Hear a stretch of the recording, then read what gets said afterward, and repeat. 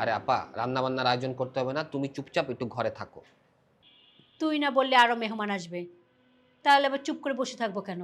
আরে মিথিলা যতই বেয়াদব হোক না কেন, তার বাড়ির মানুষজনদের তো রান্না বাড়া করে খাওয়াতে হবে, মেহমানদারি করতে হবে না? আগে মেহমানদারি, তারপরে কথা শুনবো।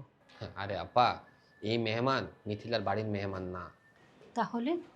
আপা, থানা থেকে পুলিশ আসবে। পুলিশ আসবে কেন আমার বাড়িতে?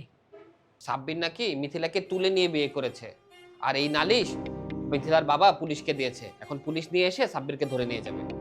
এই নিয়েই তো মিথিলার বাবার সাথে দুলা ভাইয়ের ঝগড়া চলতেছে, বাক বিতর্ক চলতেছে।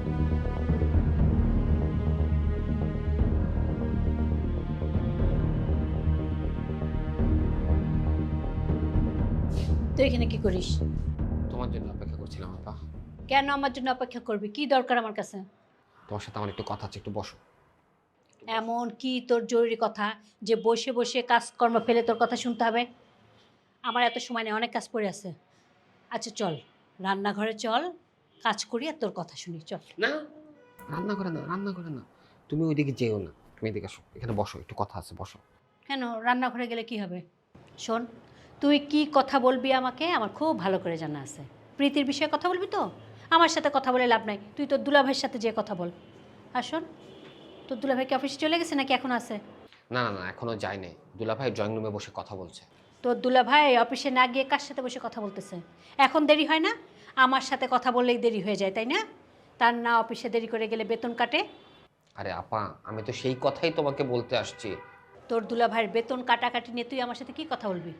এই যা তো তুই, তোর এই আজাইরা কথা শোনার আমার সময় নেই। আরে আরে আপা দাঁড়াও, এই বেতন কাটাকাটির হিসাব না। দুলা ভাই ড্রয়িং রুমে বসে কার সাথে কথা বলছে সেটা বলার জন্য আসছি। যার সাথে ইচ্ছে কথা বলুক, তাতে আমার কি? আরে আপা, বাসায় মেহমান আসছে, দুলা ভাই তার সাথেই কথা বলতেছে। মেহমান? মেহমান আবার কে? মিথিলার বাবা এসছে। মিথিলার বাবা মানে রহমান সাহেব?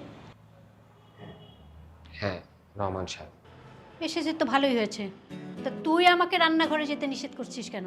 মেহমান আসলে তো আগে রান্নাঘরে যেতে হয়, চা নাস্তার ব্যবস্থা করতে হবে না? আর উনি এসে ভালোই করছে, ওনার মেয়ের নামে আমার নালিশ আছে। উনি নিজেই নালিশ নিয়ে আসছে, তুমি আর যে কি নালিশ করবে? ওনার আবার কিসের নালিশ? খালি হাতে তো মেয়েটাকে বিদায় করে দিল। মিষ্টি টিষ্টি কি কিছু নিয়ে আসছে নাকি খালি হাতেই চলে আসছে? খালি হাতে আপাতত এসছে, কিছুক্ষণ পরে আরো মেহমান আসবে। আরও মেহমান আসবে? কয়জনে তো মহা ঝামেলায় পড়লাম। আচ্ছা ঘরে তো সেরকম বাজার সদাইও তো নাই মনে হয়। তুই না আমাকে রান্নাঘরে যেতে না দিয়ে ভালোই করছিস। তোর দুলাভাইকে ডাক, আগে আলাপ আলোচনা করি, দেখি কি করা যায়। তোর দুলাভাইয়ের কাছে টাকা আছে কিনা কে জানে। আরে আপা, রান্না বান্নার আয়োজন করতে হবে না, তুমি চুপচাপ একটু ঘরে থাকো। তুই না বললে আরও মেহমান আসবে, তাহলে আবার চুপ করে বসে থাকবো কেন? আরে মিথিলা যতই বেয়াদব হোক না কেন, তার বাড়ির মানুষজনদের তো রান্না বাড়া করে খাওয়াতে হবে, মেহমানদারি করতে হবে না? আগে মেহমানদারি, তারপরে কথা শুনবো। আরে আপা, এই মেহমান মিথিলার বাড়ির মেহমান না। তাহলে? আপা, থানা থেকে পুলিশ আসবে। পুলিশ আসবে কেন আমার বাড়িতে? সাব্বির নাকি মিথিলাকে তুলে নিয়ে বিয়ে করেছে, আর এই নালিশ মিথিলার বাবা পুলিশকে দিয়েছে। এখন পুলিশ নিয়ে এসে সাব্বিরকে ধরে নিয়ে যাবে। এই নিয়েই তো মিথিলার বাবার সাথে দুলা ভাইয়ের ঝগড়া চলতেছে, বাক বিতর্ক চলতেছে।